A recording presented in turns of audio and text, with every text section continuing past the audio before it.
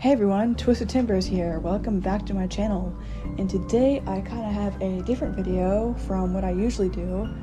Today I'm going to be expanding the lore of the Polar Express. I don't know really why I came up with this. I was just thinking of, childhood movies that I liked, comfort movies. And I thought about the Polar Express, and I was like, well, it's really weird how, none of the characters have names that we know of, except for that one poor kid, Billy.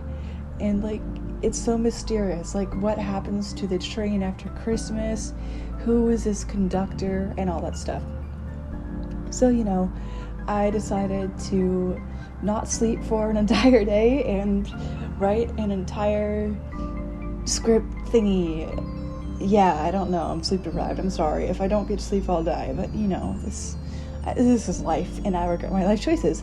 Anyway, I put together this video for a while, and my good friend Lily is drawing some pictures. She's a good artist. She is drawing some of the characters in her art style, so I will be putting those in the video if I live.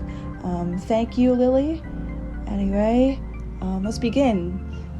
So, first off, I'm going to be giving the characters actual names, because to my knowledge, the characters, except Billy and Santa Claus, do not have actual names that we are aware of.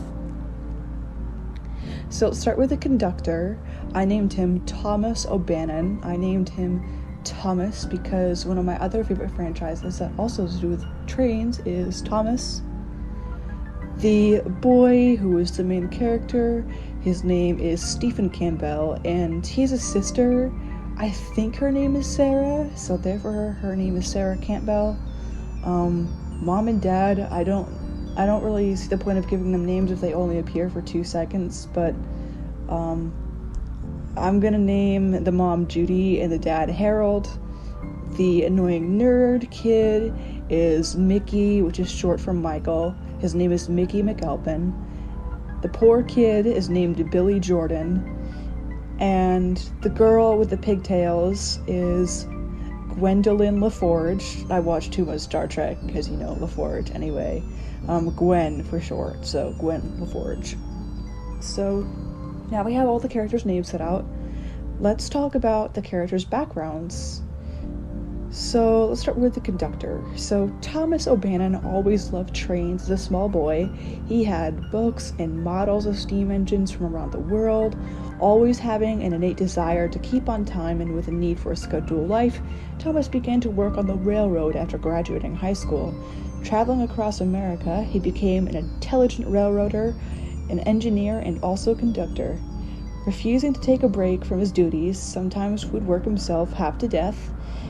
And he never made the time to marry or have kids. He was too dedicated to his work, and he loved trains more than people, and was very knowledgeable of trains and his work. After starting annual work on the Polar Express, which I'll talk a little about later, he never had kids of his own, so he was delighted to look after the children while working as the train's conductor. Hopeful, determined, and proud of his work, Thomas can be too much of a stickler to the rules and loses his cool when things go wrong or rules are broken, but that's because he has safety in mind, not just for himself, but for the passengers and his crew. Stephen and Sarah. Stephen is a smart young boy. He does well in school and works hard to get good grades. He tends to be skeptical in certain situations and is quick to jump into action when needed, such as standing up to a bully or doing homework as soon as he gets home. Sometimes, if he's feeling up to it, he'll start to do his homework as soon as he gets on the school bus. Stephen is not like other boys his age. Rather than playing with toys or joining a school sports team, Stephen would rather be studying or reading at home, but he also makes sure to spend time with family and friends. Sarah, on the other hand, is quite the opposite of her brother. A few years younger than him, she's a typical girly girl. She loves pink, has plenty of Barbies, My Little Ponies, stuffed animals, and she has big dreams and never gives up. Like Stephen, she is curious and always ready to learn, but she gets really scared easily, and she often throws tantrums when she doesn't get her way, like most children her age. Now, why doesn't Sarah board the train in the movie? My theory is that she definitely heard the train. All the children hear the train when it comes to town. But Sarah was frightened by the house rattling and a loud noise, and she might have went to the front of the house to have a look at the train, but the mysterious steam engine sudden appearance and the beckoning calls of the conductor saying all aboard scared her. So Sarah's parents often reminded her to avoid strangers, so she just went back to bed. And that's really all I have to say for her, because she only appears for like a minute in the movie. As for Gwen, she's helpful, kind, and strong-willed, and Gwen is always there to cheer someone up or lend them a helping hand. She's a role model for other children, and that's why the conductor punched the word lead into her ticket. Gwen will always defend her beliefs and her rights, speak up when something isn't right, and puts family first. And also, judging by the scene where she and Billy sing their song, she's a good singer, so there's that. And Billy, poor Billy. He's a child from a low-income family in a rundown house. Billy is always hoping for a positive change in his life. He's self-conscious about his tattered clothes and how much he's able to eat in one day. Billy is easily scared and doesn't trust anyone. His single mother can't afford his education, and his grandfather is bedridden. Mom works a minimum wage job while Billy cares for his grandpa the best he can. And since Billy stays home all the time, he's nervous around strangers, which explains why he was so hesitant to board the train in the movie.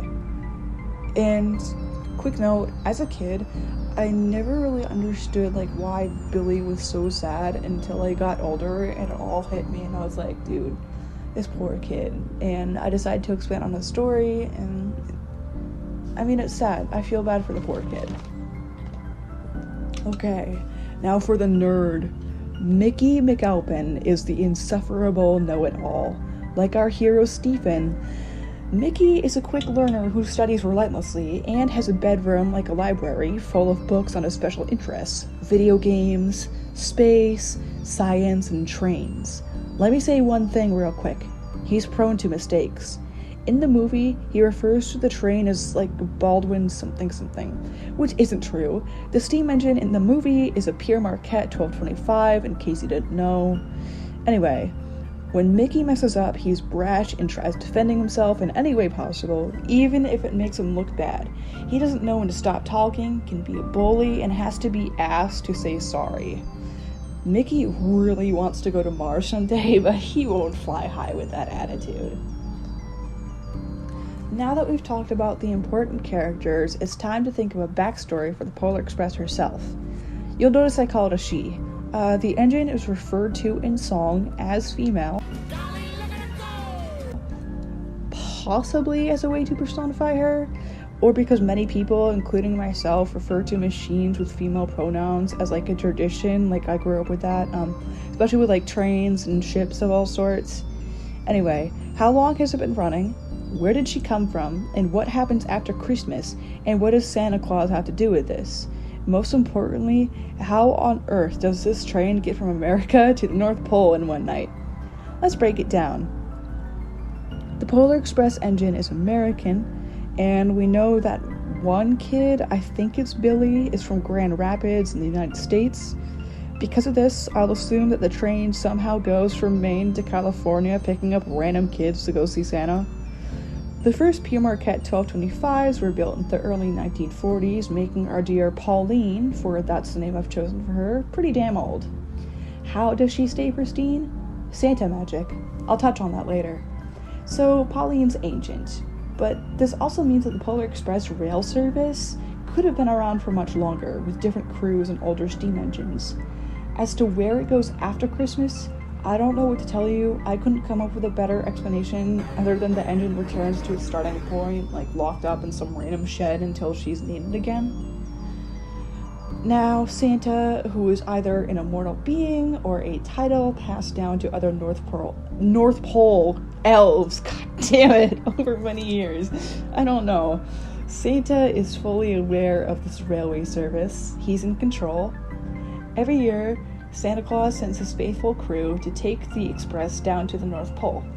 every once in a great while, the crew changes over from like age, retirement, health issues, etc. But our loyal conductor, O'Bannon, swears to keep his job till death takes him from Precious Polly and railroading as a whole, which probably already happened since he appeared to be in his 40s in the Polar Express movie, and that was in 2004. So he's probably really old or dead now, which is sad because he's like, this character carried the fucking movie. Where was I? The conductor in the movie visited the North Pole on that very train as a kid. Santa chooses who runs the train and only picks up certain children from every state at random, like a few random kids. So every child in the country is at some point able to take the express and go visit the North Pole. Santa does this because if he took every kid from America to the North Pole at once, there'd be too many train cars to count. How the train travels so quickly and avoids, like, being destroyed because of questionable track layouts is Santa's magic. It's the same fast travel that he uses for his reindeer and a protective charm. Also, after returning home, no kid really remembers the Polar Express. Santa pretty much memory wipes that out to keep the question of his existence dubious. The parents never hear the train because they don't believe in Santa and because of imposed magic. Only those very few adults who are very lucky and believe in magic and maybe Santa have the opportunity to climb aboard. Hence the scene in the movie where random people burst out serving hot chocolate and singing about it. There you go, haha. Anyway, they get to work in the kitchen and have the honor of serving food to Santa Claus, who probably doesn't need more sweets than he will eat during his trip around the world. So that is the expanded lore for the Polar Express. I'm sure there's a bunch of small things I missed or didn't expand too much on. I mean, there's probably, like, I don't know. The entire script, I probably, like, left more questions and answers, but if you like the video, give me a thumbs up if you want, subscribe if you want. I don't really care if you don't. Like, what really matters is, like, people watch my video, and, like, I don't give a shit. But yeah, thanks for watching my video, and thank you to my best friend Lily for drawing the pictures. Yeah, that's all I have to say. Hopefully I can get some goddamn sleep. This is Twisted Timber signing out.